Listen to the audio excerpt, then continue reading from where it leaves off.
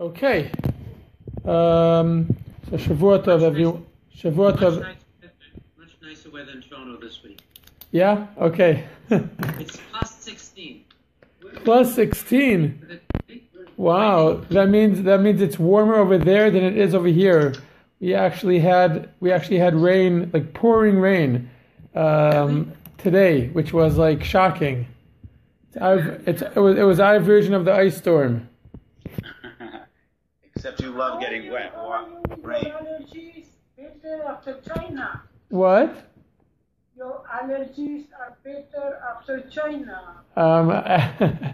Thank God, doing well. The funny thing is that I'm actually heading out to China again this coming week, this coming Sunday night, and therefore next week there will not be a class. Regretfully, we've missed very, very few classes to date, and the only reason we're missing this is because I will be on an airplane while our class is supposed to be taking place.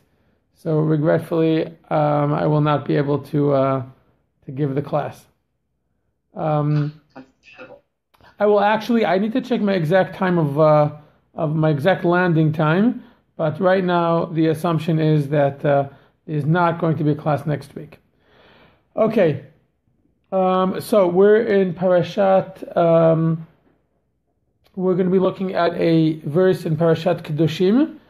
And I've decided to dedicate this week's class to something that's connected to the festive days that we are in the middle of, and those are the Israeli national holidays, which Israeli Jewish national religious holidays. We just went through the first three. They're not all necessarily celebratory, but they're all very significant days. We just went through Yom HaShoah and Yom HaZikaron, the Day of Remembrance for the fallen soldiers, and of course Yom HaTzmaut. And we still have Yom Yerushalayim coming up in a couple of weeks. So in spirit of these very important days, I've decided to dedicate the class today. And I was lucky enough to find a Midrash from this week's Pasha that I thought fit very well. Okay, we are looking in Parashat KEDOSHIM. We are looking, just one second, let me find the verse. Yes. Chapter 19, verse 23.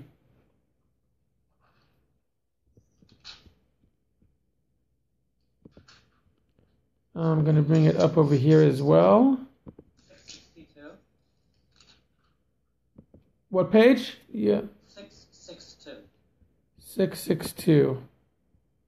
Okay, I'm just going to find it over here as well. Just a moment.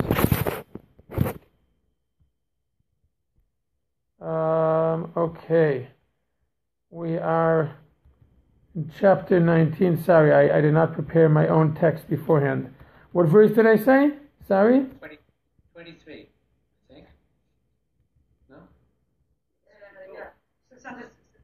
When you shall come to the land and you shall plant any food tree? Yes.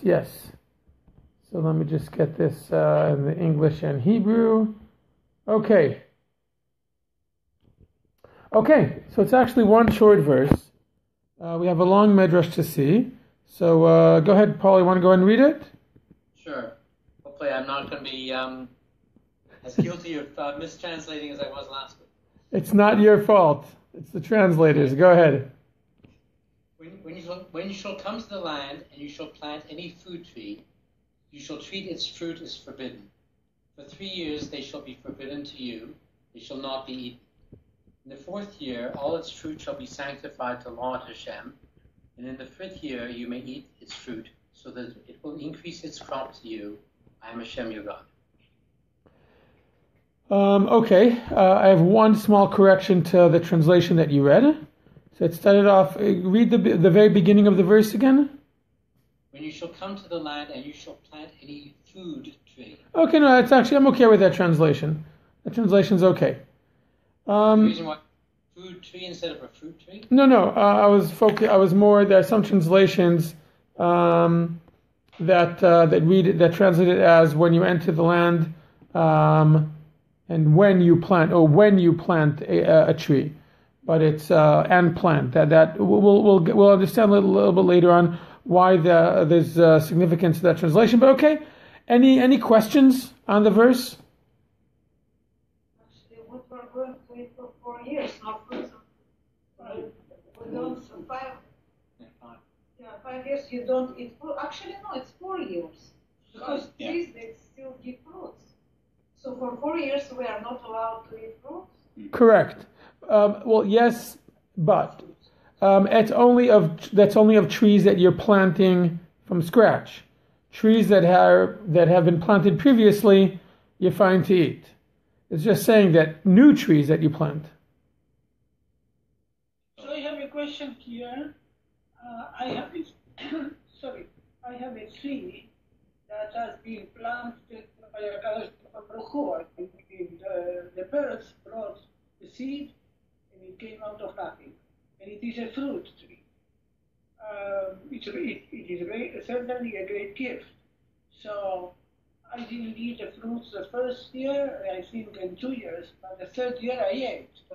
So the first question is, what about seeds that are not in the category of you planted or were planted before? The case of it's planted, it came out by itself. And second, what is the real reason of not eating the fruit, the tree, for 5 years? Okay, good question.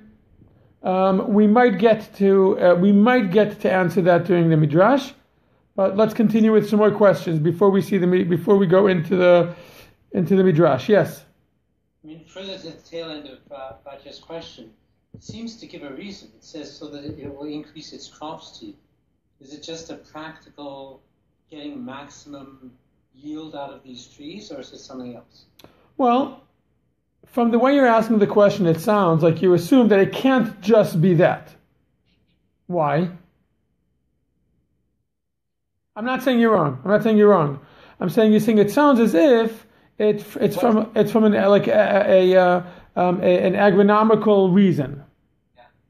I don't know. I just don't know what's magical about 3 years, and then on the 4th year, you're not doing anything agricultural to the tree. You're in the 4th year. Going to sanctify to Hashem, but that doesn't really help unless it's because Hashem is doing it, which it is, as opposed to a scientific biological reason. Right. I just want to. I have a good friend who's watching us live commented that if the question Batya before was about trees in Chutz La'aretz, then and this is actually a very very good point. That my good friend Rav Rami is pointing out, that the mitzvah, that this pasuk is obviously talking only about planting trees in the land of Israel, which is if someone, I apologize if someone was going to ask this, that this is I think also a good question on the verse, that why is it that the mitzvah of Orla, of not eating the fruit for 3 years, and then the 4th year, why is it that it is only relevant to the land of Israel? And I'll use this, Paul, to kind of half answer what you're saying, or kind of make your question even stronger, that if it was purely from an agricultural perspective, then this mitzvah should be anywhere. If it's just about maximizing the abundance or the plentiness of the tree, then it would be the same in Toronto as it is in Israel, unless we would say there's something unique about the dirt in the land of Israel, that only on the 4th or on the 5th year do the fruits come out and the most delicious. But in Toronto, either already on the 2nd year it gives great fruit, or even on the 4th or 5th year we couldn't care less how the fruit tastes. But but that doesn't really make that much sense. It makes more sense that there seems to be that there's something else going on here other than just the agricultural aspect. Maximizing the produce. Yes. Torah is talking about fruit trees that planted by Jews. What about the fruit trees that was planted before? So we said when we come to the land of Israel, there are trees already planted. They are not. This is not what it's talking about. Yes. But what about trees that planted non-Jews? So they would be exempt. So we can eat from this? And So- and we know that every 7 years there is Shemitah. What about those these trees that... So that's a very big question, which is land. For the Shemitah question is a very controversial topic, which comes up basically every 7 years, still in our times, which is does a non-Jew have the ability to uproot, excuse the pun, the obligation of the land? Meaning, is the obligation of Shemitah connected to a Jew's ownership, or is it on the land regardless? And there are different opinions, and maybe we'll devote a different class to talk about Shemitah. I want to stay here. We actually have quite a long Midrash to see. It's not a difficult Midrash. It's actually a beautiful Midrash. But let's just take a couple more questions. And before I take the two questions, I want to send you guys in one other direction, which is, are there any questions when we read this verse? Do we have any questions? Look at the surrounding verses. Okay? And do there any, sometimes Midrash, we've seen this. Many times Midrash will focus on a word and not care so much about the context of the verse or of the verses around it. But in this specific case, I would kind of encourage to kind of look at the verses before and after, and to see if that jogs our questioning minds. Yes, other questions, Ron. Well, what I find surprising is that fruit, they shall not be eaten. You can't give it to an animal. You can't use it. Other people who aren't Jews can't. Like, you're saying the fruit is forbidden, which I find surprising that you wouldn't. It's a waste. You would want to give it at least to animals to eat. Right. So this kind of strengthens our question from before. If this is not that strengthens the assumption, the understanding, this is not just a purely agricultural thing. Okay. Yes. Other questions. The fruit is absorbed by the earth. Fair enough. Yes. Sorry, I came late. My apologies. I know they asked this. But why does it say they shall not be specifically? Once it says forbidden, it covers everything. Why is it identified specifically? Good question. I did not know. I did not see that. Excellent question. What? But it's obviously not the question you wanted. No, it wasn't. It's much better than the question I wanted. Okay. We're gonna. Could you answer? There was a question about Jews and non-Jews. Could you say it's forbidden to you, and it shouldn't be eaten by anybody? Maybe. Possibly. I would have to. I don't remember the Midrash saying that, but it's possible. Because that can add something, not be eaten. By Right. anyone. I hear what you're saying. Maybe. Yes. Last question, and then we'll start with the Midrash. It's written 3 years you don't eat, and then the 4th year it's to Hashem. How exactly we have to bring it? We don't have Beit HaMikdash. We have nothing. We just take. It just, what exactly we should do? God doesn't need our fruits. He doesn't eat fruits.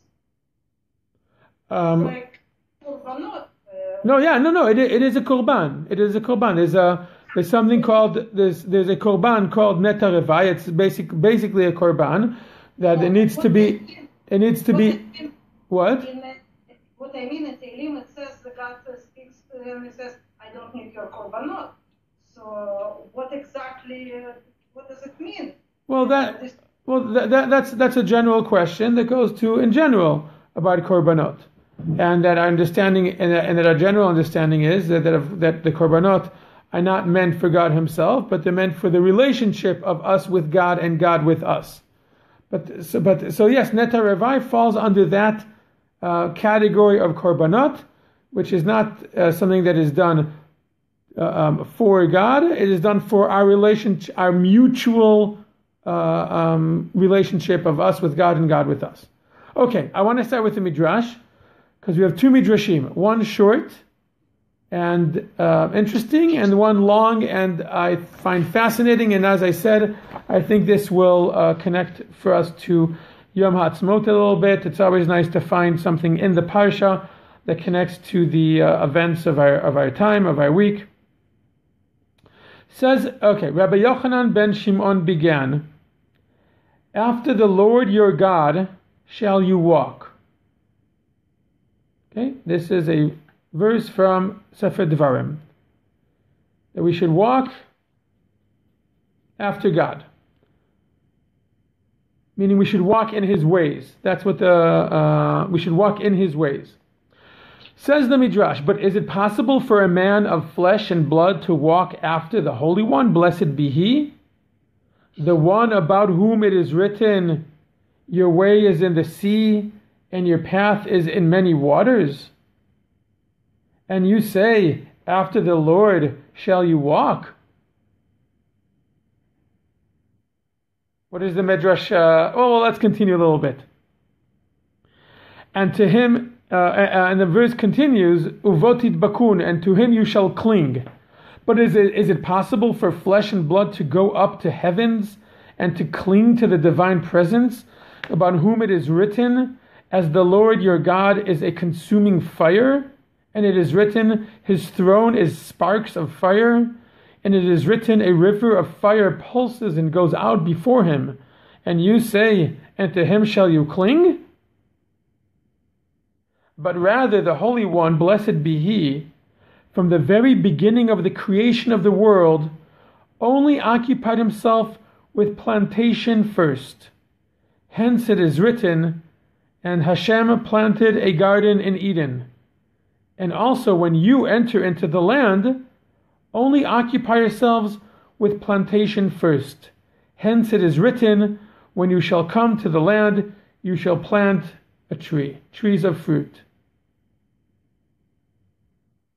Isn't it an awesome Midrash? Well, this is enormous. This is very interesting. This is really an enormous answer to the problems of our time. Imagine how to take care of the earth is so. It's actually very fitting. Today is Earth Day. Oh, there you go.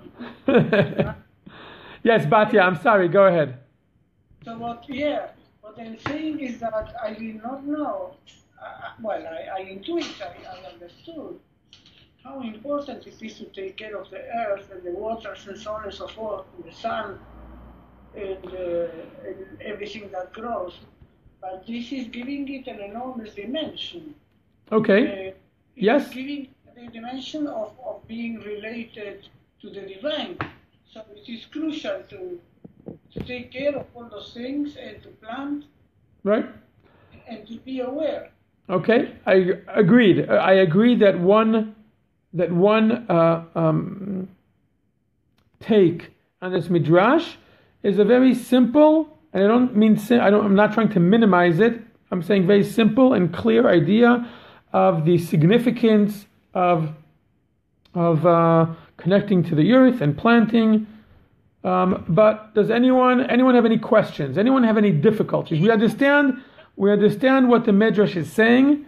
Yeah, I have a question. Yes. I said, the question is, why, if it is Kodesh Hilulim Lashem, if it is related to the divine, why is it exclusive to Israel? Excellent.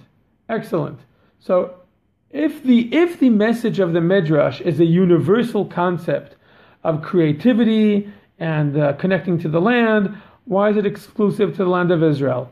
Okay, good. Anyone have any other questions about the premise of the Midrash? I was going to add to that, and to Jews for that matter. And why is it exclusive for Jews? Excellent. If it's about just connecting to earth, there's very few ideas that could be more universal and not specific and non-specific or particular to any one nation. But does anyone have any other issues with the Midrash or with the premise or what the Midrash is trying to claim?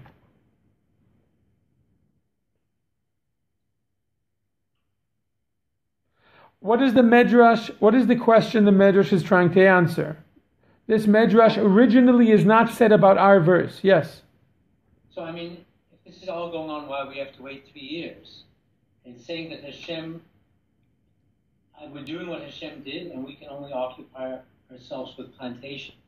But do we have reference that Hashem created the world and then didn't do anything for a period of time? I mean, I'm not sure how that's replicating. Okay, excellent. You're saying that the pasuk is saying that after you plant, you need to then wait until you could actually use the plant or enjoy the plant or eat from the plant. So he's saying, when Hashem planted the Garden of Eden, we don't see anything of that sort. So I'd say two things. First of all, I don't think it's not quoting that part. It seems to be discussing just the first part of the verse, the mere fact that there's an obligation. That we're obligated when we go into the land of Israel, we're obligated to plant a tree. And it seems to be answering the question, why? Why is there a commandment?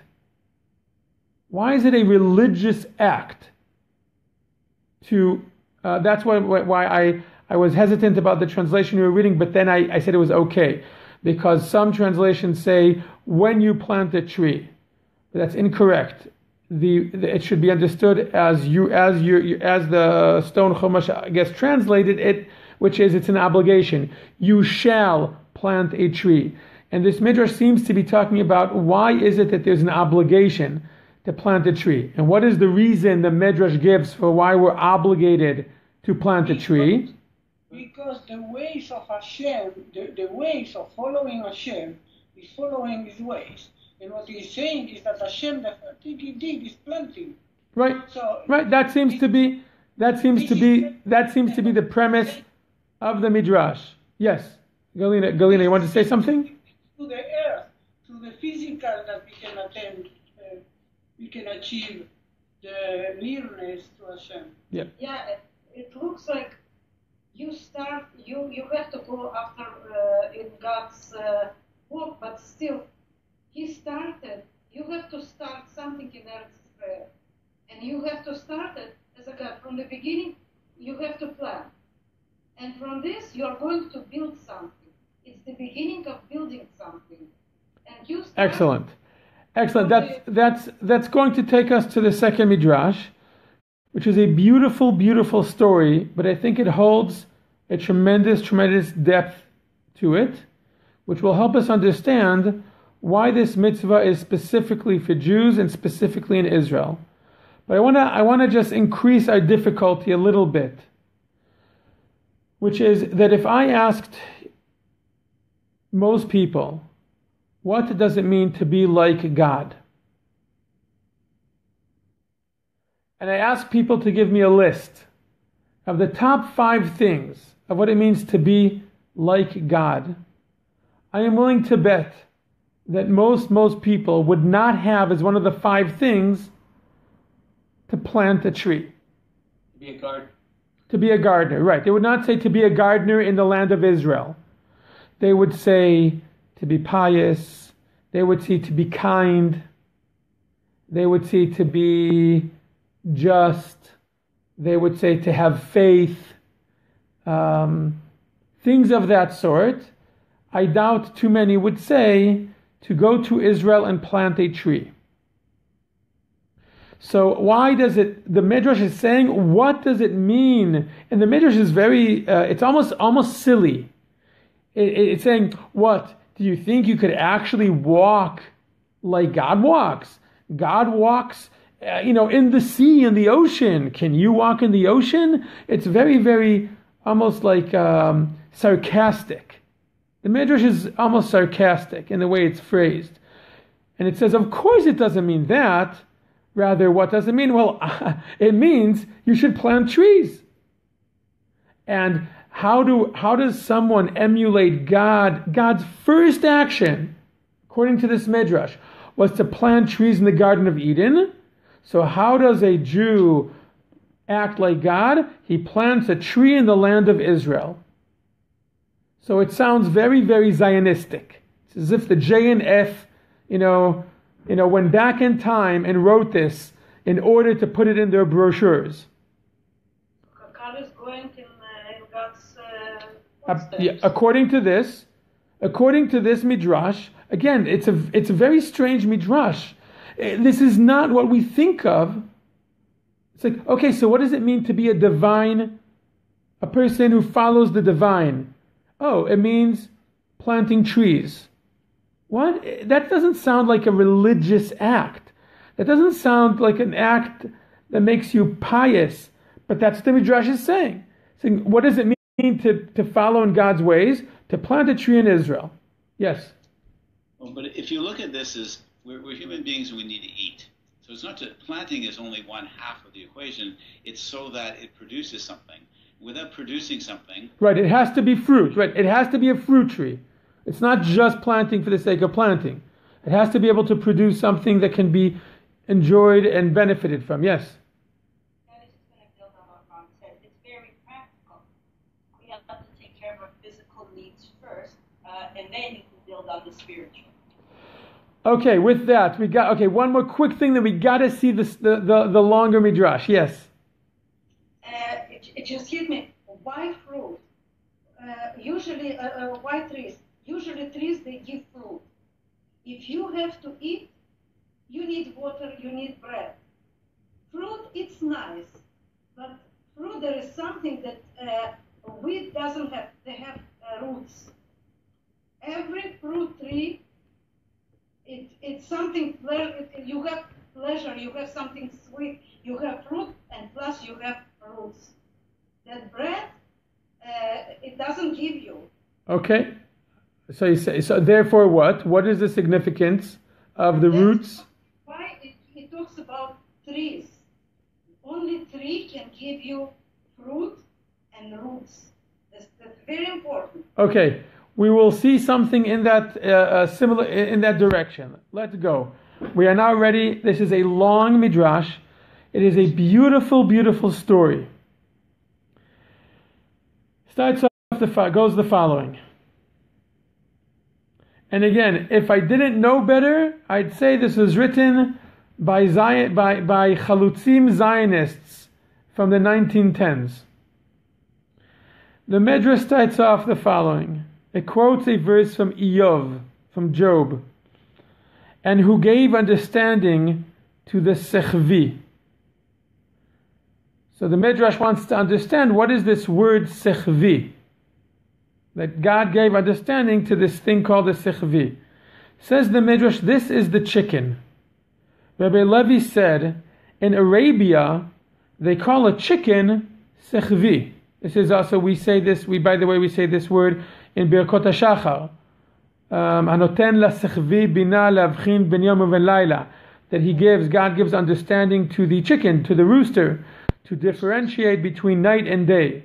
And that is the first one that we say, because that's how we can differentiate. Well, before we had alarm clocks and we stayed up late at night because of electricity, you heard the rooster in the morning as the day breaks, and then that gives wisdom to the rooster to differentiate between day and night, and that rooster wakes up the human, and that's how we begin our day. So that's, but yeah. My understanding that they crow before it gets light, so that's why they have particular wisdom as opposed to tell when it's about to become light.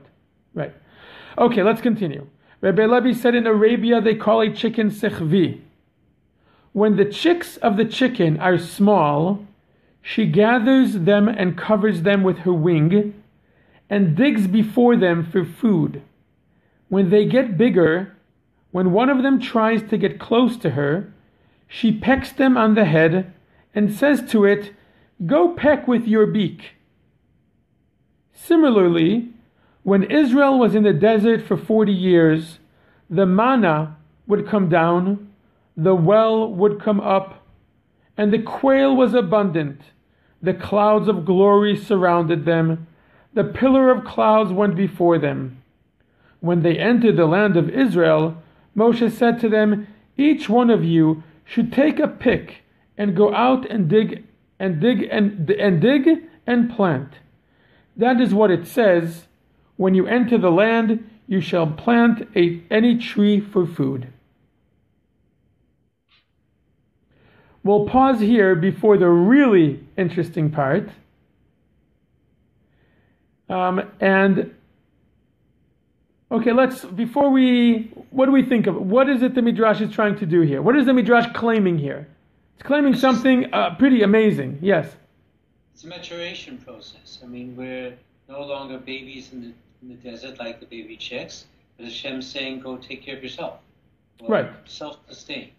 Meaning the time in the desert where we had all the miracles is infancy. And the time of maturity is the time where we act ourselves.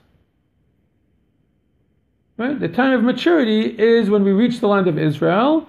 We no longer need the crutches and the dependency and the reliance on God providing everything for us. Rather, we are mature and we can take care of ourselves. Okay? That in itself is a very interesting, fairly well-known concept, but even so, it's quoted often, but I'm not sure it's always fully understood, that the idea of abundance of miracles being something which indicates a lower level of connection with God, and the level of where we take responsibility for our own welfare as a people in our own land, that is considered to be a more mature relationship with God. When God, like the chicken, pecks us on the head, does not provide for its chicks, rather puts them in a situation where they must rely on themselves. And this is understood as being a process of maturing. Okay, but now we're going to take it further, because we still don't have an answer to why is this divine? Why is this being like the divine? That's the interesting question that comes out of the first Midrash. And now we're going to read a beautiful story. And it's a long story, but it's so beautiful, I'm just going to read the entire thing.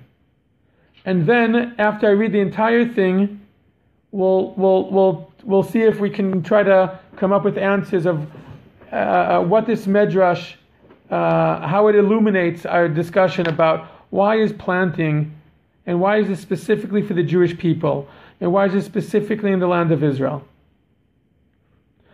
Adrianus, may his bones be ground to dust.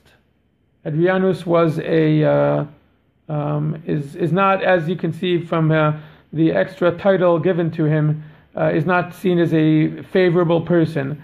He's referred to here as a king, but he wasn't really the king. He was the appointee from the Roman appointee. I'm not sure what the position itself was called. And he appears very often in Midrashim. He had many philosophical debates with the sages, but he was also very wicked, very cruel. Adrianus, may his bones be ground to dust, was traveling in the roads of Tveria, and saw an elderly man planting a tree. He said to him, Grandpa. It's not actually grandpa. In Hebrew, in Aramaic it says Saba. But Saba, we translate today the word Saba as grandfather, but really in Aramaic it means just like older person. It's a title given to an elderly person, even if he is not an actual grandparent. But literally it means grandpa. That's why I translated it as grandpa, not grandfather, like gramps, right? Yeah. You might refer to an older person as gramps, even if he isn't a grandfather, right? Okay. So he said to him, so he saw an elderly man planting a tree. He said to him, Gramps, even if you wake tomorrow morning, you won't make it to fall asleep at night. Meaning to say, like, you're so old, why are you bothering to plant a tree. Like, even if you wake up tomorrow morning, you might not make it to the nighttime to actually fall asleep. Right? He responded, I will morning and I will night, and whatever is good in the eye of the Master of Heaven, he will do. Right? So what does this older person say? Elder says, I believe that I will wake up in the morning, and I'll make it to tomorrow night, and whatever, and I'll leave it up to God to decide what happens. But I'm going to continue doing what I'm doing. Adriano said to him, on your life, Gramps, how old are you this day? He said, 100 years old. He said to him, you are 100 years old and you're planting trees. You think you will eat from them? He responded, yes, I will merit to eat. And if not, just as my fathers labored for me, I labor for my children. Adriano said, on your life, if you merit to eat from them, let me know. Sometime later, it grew figs. He said, meaning the elderly man said, it is time to let the king know. What did he do? He filled up a basket with figs and went to the entrance of the palace. The guard said to him, what do you want? He said, bring me to the king. When he came before him, Adriano said to him, what do you want? He said to him, I am the elderly man whom you passed by, and I was digging and planting, and you said to me that if I merit to eat from them, I should tell you. Here, I have merited to eat from them, and here you are, it's figs. Adrianus then said, I command that he be given a chair of gold to sit on, and I also command that his basket be emptied and filled with coins of gold. Up until here is like stage 1 or stage 2 of the story. His servant said, wait. No, we're not done with this stage of the story. His servants said, you will do all this honor to this Jewish elderly man? He responded, his creator honors him, so should I not honor him? Curtain comes down on Act 2. Curtain comes up. The elderly man had a neighbor with a bad wife. She said to him, you whining child, see that this king likes figs and replaces them with gold coins. What did he do? He filled a sack with figs and came to the gate of the palace. They said to him, what do you want? He said, I heard that the king likes figs and replaces them with gold. They went and said to the king, an elderly man came to the gate with a sack of figs. We asked him what he wanted, and he said that he heard that the king likes figs and replaces them with gold. He said, I command that you should stand him at the entrance to the palace, and everyone who enters and exits should take from the figs and throw them in his face. In the evening they let him go, and he went home. He said to his wife, I will pay you back for all the honor I received. She answered him disrespectively, go be thankful before your mother. They were figs and not etrogim, that they were ripe and soft and not unripe and hard. Okay, so first of all, it's a great story, right? How fantastic is this story? Forget about any philosophy in it, any symbolism, anything. It's just a great, great story, right? It's a little like Ishra Gamzu. Yeah. Look, the truth is, I don't bring enough stories in these classes. The midrashim that I bring are usually very text oriented. In truth, the midrashim are filled with hundreds and hundreds of stories like this, which are just pure fun, just literary fun to read. Okay? And what? They make Andrianus out to be a good guy, like a wise guy, not a... Yes. Yes. There are many stories. You're right. From this story itself, Adrianus does not seem to merit that nice compliment he got at the beginning of the opening sentence. But that's probably one of the reasons it was emphasized here, because he was a very wise man. He was a philosopher. He had many philosophical debates with the sages, Rabbi Akiva, and many others, or other sages. But at the same time, and therefore there are many stories that involve him being wise. But he was a wicked Russia who was horrible to the Jewish people, and probably specifically because he was wise, that probably made him worse.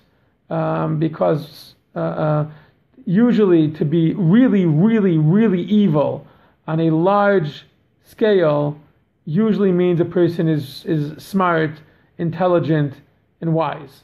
Doesn't make him good. Okay. Isn't the story against the text that says that you should not eat the fruits in the first year and so on? No, it doesn't tell us how long it took until the fruits grew. But I can tell you that if it's a fig tree takes many years, more than 4 years, in order to actually give decent fruit. To give nice, good, decent fruit, I'm not sure exactly how long. It takes it a good few years. Okay, so anyone want to take a shot at, first of all, in general, I'd love to hear just your kind of literary analysis and reflections on the story. In addition to that, if anyone has any, remember, this whole Midrash and this whole story is brought on our verse. This whole story is brought as an interpretation or an extrapolation or as a statement on our verse. Yes? So, Rabbi, I thought this was going somewhere else, actually. This is not a story about someone who planted a carob tree or something, and it was not for him, but it was for generations later. And that's where I thought this was going. No, so it's you're right, it's a very similar story. There's a story about Choni. There's a very, very similar story. There's actually a couple of very similar stories that follow very similar. There seems to be a very thematic story that appears in several places. And that's where maybe the if I were an academic, I would then come and say it's actually one story that ended up being told with different versions, with different personalities, or was told in different, which might be true. But this theme of planting and having an argument with a non-Jewish person about the value of planting a tree for future generations is something that appears over and over. But what I want to try to focus on is why the Midrash brings it on our verse. And it's brought as a continuation to the first part of the Midrash, which was the maturity of the relationship with God, in the fact that we are obligated to plant trees in the land of Israel, and we no longer have the miracles of the desert. Yes? I see the allegorical between two kind of people. The one who does everything not because to get, he didn't want to get money. He didn't want the prize. He just knew that this is the right way to do. And if it's not me, so my children. Another guy, he did it for the prize. So it looks like two groups of people. Okay, I think you understand. Yes, I agree 100%. I think that there seems to be two themes that are going on here. One is the elderly Jewish man, who plants, and we of course see this as a very noble, the noble way in which he carries himself, and the way in which the humility in which he speaks about, I do what I do, I believe I will merit, and God will decide what to do. And if I get to enjoy it, great. If I don't, then okay. Just like my fathers planted for me, and I am the recipient of previous generations, and this is, I think, where it comes in. Just as I see myself as a recipient and a continuation of the generations before me, then I'm perfectly happy just being the next link in the chain for the future generations. What will be with me personally? I hope I merit to eat from the fruit, but if not, so what? Just like my parents labored for me, I will labor for the future generations. There's something very subtle, which is interesting here. Nowhere does it say that the second man is Jewish. Nowhere does it say that he's not Jewish. Okay, it doesn't say that he's not Jewish, but he's not identified as being Jewish. Right? The first one, the guards identified him as a Jew. Right? Yes. The second man is not being identified as either. I'm not saying that he's necessarily not Jewish, because if that was an important point, the Midrash would say that this neighbor was not Jewish. It doesn't say that. But it's not identifying him as Jewish, so at least it's basically saying the way in which he's acting is not a Jewish, meaning he's not acting as a Jew. Okay? I'll explain soon why I think that's significant. Just one moment. I just want to give, I think, what I think is hiding in here, because I do think it connects. I think it is. Somehow it connects to what we talked about before, about miracles in the desert and getting everything from God directly is not the ideal. The ideal is when God puts us in a situation and then we must do for ourselves. And that seems to be, that's what it means to go in God's ways. Okay, right? We're connecting the two first parts of the Midrash. And I think what it's saying here in this, I think it's saying two things. The first, that what it means to be divine, or what it is that God was doing, planting a tree in the land of Israel with this type of mindset. This is what it means to follow God's ways, not just because you stuck a branch in the dirt, but because putting a branch in the dirt of the land of Israel is a tremendously significant thing. It has to do with the continuity of the Jewish people. It has to do, and that's why it's also specifically in the land of Israel. It has to do with a tremendous destiny.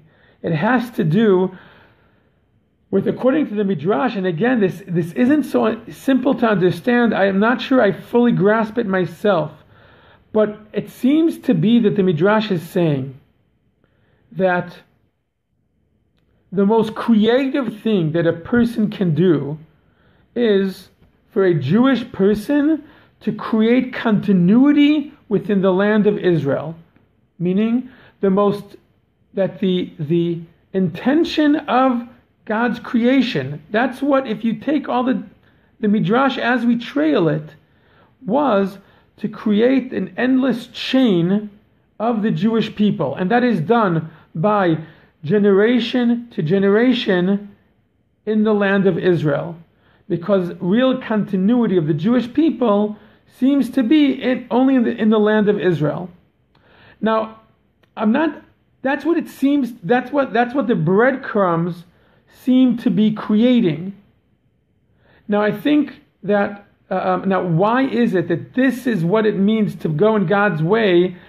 The Midrash doesn't seem to be saying here. It doesn't seem to be. I have a hypothesis, but it's too far away from the Midrash itself. But I think it has to do with understanding that I'll take a short shot at it. That this world is not just about creativity, okay?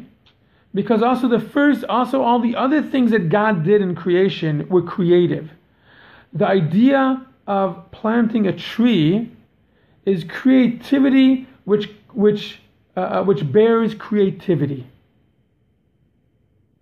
And there seems to be this idea in planting a tree, saying that this is what God does, that planting a tree creates something which will always continue to create.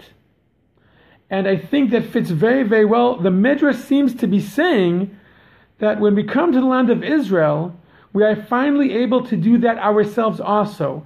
We can create something that for eternity, and I think that's the main point here. Other nations come and go. Every human being can plant a tree anywhere in the world, and that is a very nice thing. It's an important thing. It creates oxygen. It cleans the air. It is good, but it is not part of creating or. I'm struggling here. I as you could see, but I think that this is a very, very deep idea that comes and says that what creates eternal growth, and that is the Jewish people in the land of Israel fulfills more than anything else the original divine plan. The original divine plan is exemplified in the creation itself with the planting of a tree, which is something creative, something which is going to be organic and is going to continue creating. And when we come to the land of Israel, we are told you are to plant a tree, and this story comes and explains what does it mean to plant a tree. It is not just about the immediate benefit that you're going to get. That's the second guy. The second guy thinks that planting a tree is about immediate result, whether it's the fruit that you can eat or whether it's the fruit that you can sell. The first man understands that if I personally derive benefit from it, okay, that's a bonus. But really, I am here not for myself. I am here because of all the generations before me. I am a result of a history that precedes me, and I am part of the history that I am creating. And that is the most creative, and that I think is one of the most fundamental ideas of what we believe in as a Jewish people. That is our mission in the world. That is our reason to exist, as a sense of historical destiny, that we are carrying a torch that was handed to us, and by receiving it and handing it off, we are creating something. We are benefiting the world. We might also benefit ourselves, but that really isn't the point.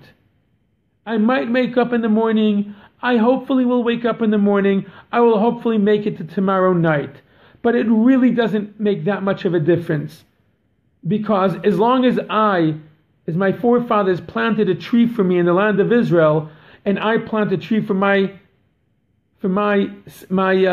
offspring, that really is my only reason to be, whether I wake up tomorrow in the morning or not, whether I get to eat the fruit or not.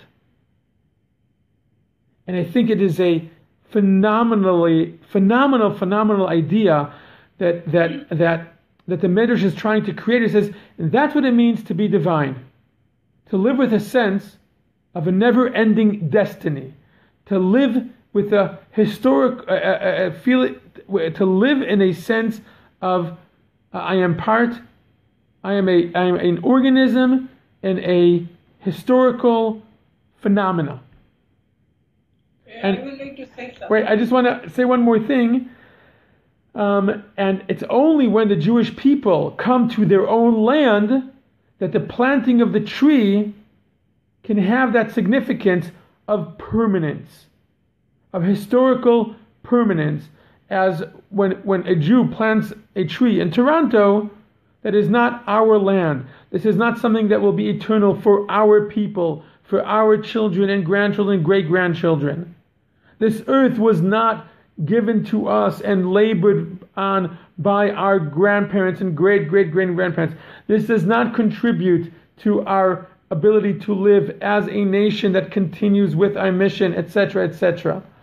And it is and I just want to say one more thing, which is a little more political, and I think that's maybe hidden in the comparison. The story could have ended before the second elderly man. And I think it comes to say, don't get confused by thinking, not every planting of a tree is the same thing. Physically, it might look the same. And a fig can look like a fig. And a land and a country and a state could look the same, could look on the surface as if it's the same everywhere in the world. They have a country, we have a country. We have an army, they have an army. Comes says, no. A fig is not the same, one fig is not the same as another fig. One tree is not the same as another tree. If it is being done as a mitzvah, if it is being done as part of following in God's footsteps, or more accurately, if it's being done as part of a process of maturing and taking upon ourselves a role of that God gave us, right? The chicken that forces its chick to become independent, then the tree is not a tree like the other trees around the world, and the land is not like the other lands around the world, and the army is not the same as an army around in other places in the world, and the connection of the Jewish people to the land of Israel is suddenly a very different type of phenomena than other nations' connection to their land, because ours is part of an eternal phenomena. Okay, that was a very, very long monologue, so I apologize. But these weeks really get me going, and when I saw this Midrash, I'm like, wow, this is like super duper Zionistic Midrash planted for us right in the week of Yom Ha'atzmaut. So my monologue is over, and I know that a few people wanted to comment, and add in their own thoughts, so please. Yes? I think it's very it is a modern time. And I don't understand how Haredim forgot about this pursuit. With the Establishment of Israel, they did together with everybody and plant the tree and build Israel. And today they spread and don't want to be involved in anything, and not in the army, nothing. So I'll say to that two things. One, we all have the tendency to ignore things that don't fit in with our larger perspective or what we're comfortable with, or to misinterpret things in order to fit in with a preconditioned or preconceived worldview. And the second thing is that statement that you made was accurate maybe 20 or 30 years ago, but things in Israel, at least in Israel, are changing drastically within the ultra-Orthodox, within the Haredi community. There are more and more and more members of the Haredi community who see themselves as completely belonging to the Haredi outlook and lifestyle, who are more involved and more engaged in going to the army, in entering the workforce, in getting involved with things to do with the land of Israel. It is not getting the as much exposure as you would think, but that's probably a good thing. But there's a very slow revolution, or actually, so there's an evolution happening within the Haredi community in Israel, because a lot of the preconceived notions they don't fit with the reality that is continuing to be so strong and so evident 70 years later, 100 years later. So thank God, and that societal phenomena that you're describing is no longer as clear cut as it used to be. Talking about the importance of the Midrash, it's interesting to notice how planting is, as you said, an activity that brings more creativity. It's a creative act that engenders, that brings many more creative acts. Yep. Because, as a matter of fact, the tree is a symbol of fire. And it said Hashem represents fire. And the water comes from heaven. So in other words, we are contributing, we are part of an evolution that is very creative. Yep. This is to resemble Hashem Yitbarach. Right. There is one more thing I just occurred to me now, and this goes back to the fact that this is a thematic storyline that we find repeating itself with different personalities and different locations. That we have to remember that the majority of the Midrashim originate from the era after the destruction of the temple. So we're talking during the centuries as the Jewish people are beginning to leave or to be exiled, or the last stages, the Great Revolt, and as the connection to the land of Israel is about to be severed for a very long time. So it actually makes sense that there will be a lot of stories that try to emphasize or try to kind of imprint into us before we leave for the long exile the significance of the land and the degree to which our tradition and our relationship with God is dependent or connected to the land, and how the act of planting and how and the degree to which planting a tree is something which does not involve immediate results and requires faith and belief. And anyone who plants a tree knows that it will take time and pain and labor until you benefit from the fruits. And that is a very fitting image to go into the exile with. So it makes sense there will be an abundance of these types of stories and themes during the Midrashic period, and then a lot of these Midrashim would be recorded and preserved as something to kind of hold on to as we kind of yearn for the return to the land of Israel. Yes, any other? Yes. Yeah, just one reference to, I don't think I have the story right, but in the Chumash, is it Yaakov who planted trees for then future use when they left Egypt to build? So that's a Midrash. The Midrash says that Yaakov and his sons, they planted trees. Yaakov, yes. It says that Yaakov planted a tree, and then the Midrash later on connects it to the same types of trees were planted in Egypt at the beginning, so they could then take them out later on and use it to build the Mishkan. It's the same kind of logic. It's the same. Yes. It's the same type of idea as the one that I just said now, but less the one that the Midrash itself is talking about, that emphasizes that it's specific in the land of Israel. And again, let's go back to the second Midrash. The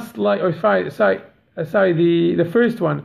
Just like Hashem planted trees in the Garden of Eden, we are supposed to plant trees in the land of Israel, which seems to hint and seems to parallel Israel to the Garden of Eden. Awesome. This is a bit of a devil's advocate question. Sure. But could one not also read this as chronological? We talked about the maturity of the Jewish people. Could we not say, when they were in the desert, they were at a stage where they were dependent on Hashem to protect and provide for them? When they leave the desert, and the first place they came to was the land of Israel, but they will have always left the desert, and their existence continuing will be no longer to be dependent on Hashem for miracles, but to provide for themselves. So I'm just wondering whether you could view it as a stage thing as well as only in Israel. I appreciate the mitzvah about the 3-year wait. I I think only applies in the land. Mm-hmm. So that probably sort of addresses this, but that's the only other piece of it. I'm not sure I understand. I didn't understand. I'm not sure I understood the question. How do we know that it's only in Israel that this planting of trees is a mitzvah that sort of... I hear what you're saying. You're saying... Or is it just once we've left the cocoon of the desert and that kind of dependence? No, I hear the question. I think the answer is... When we leave, he could have said when we leave the desert. Exactly. The fact... What? Because it's the land, to me it's always like Israel, just like the city, the place I will show you. It's always Yerushalayim. So like it's still referring to Israel. Right. Yeah. Meaning, if it were just about the maturity, it'd say, and it shall be when you at the end of 40 days, or when you leave the desert. The fact that in the verse it says, when you come to the land, you shall plant a tree, it makes it specifically dependent on the land. Okay. Yes, Ron. Just one final question or comment, maybe more of a question. Israel was an agricultural society when it formed, and people who came to Israel really were working the land. It is no longer an agricultural society. Its primary export is no longer agriculture, and most of the people who are working in Israel are not working the land anymore. In fact, they are hiring people from the Philippines to work the land. Now, if you use the metaphor of planting something for the future generations, you're planting it in software, you're planting it in education, but I don't know about planting it in the land anymore as a metaphor for what Israel is about today. And if the Haredi are buying in, I'm not sure they're buying into agriculture, they're buying into software design. I don't know how to answer that question. It's a good question. I don't know how to answer it. But it's true, because... No, I'm saying I don't, meaning... And keeping the continuity is not only a material thing, it's about all a spiritual thing, educational thing, and it's an... I definitely agree that there's a lot of forms of creativity. But there's a part of me that, and I'm using my words very, very specifically, there's a part of me that feels, that senses, or that feels that there's something about the planting itself which is different than all those other things. And that the Torah did not mean it just as a metaphor for other things as well. I think that, and therefore I look forward to the day that we will return to farming more, and that we will not import foreign workers to do the hard labor. And I think that the idea of I think this Midrash is trying to say that the planting of trees, I think that's maybe the exact difference between these two elderly people. Is the purpose of the planting to reap benefits, or is it that's the primary purpose, or is it something that will only mature, only happen when I can probably no longer enjoy it? And there's a part of me that thinks, and maybe I'm very, old-fashioned or anachronistic, that we will return to going back to making sure that we have a lot of orange tree groves. Listen, you know what? If I want to give you a less romantic answer, I'd say, look, Israel has become a boutique wine empire. I don't know about empire. Maybe that's too strong a word, but a serious player in the boutique wine industry, something which is also has to do with planting. And Israel has some of the most advanced agricultural what do you call it? Inventions, and that. But I'm not going to make believe that what you said is not true. But I'm not sure it's a good sign. I think that both can and should be done, and I would like to think that we will return to farming the land, not just because of how much it will yield for us, rather because the value of connecting to the land for the purpose of establishing a relationship over generations. So my grandchild shall be able to plant a tree that my grandchild will look at and say, my grandfather, my great-grandfather planted this tree for me. An amazing concept. Okay. Thank you. I wish you a Shavua Tov. See you in 2 weeks. Yeah. I will update everyone. I do not think there will be a class next week. I will update everyone by email either way.